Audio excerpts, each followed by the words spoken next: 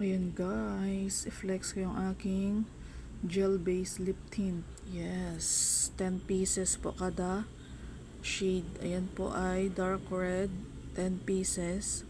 Ito naman po yung cherry red, 10 pieces din. Tsaka ito din po yung peach, 10 pieces. Yes, gel-based po siya.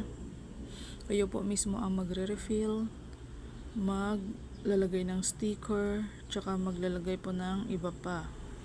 Yes, mura lang po yan siya. Kaya sa mga gusto po mag-check out, ilagay ko yung link sa yellow basket.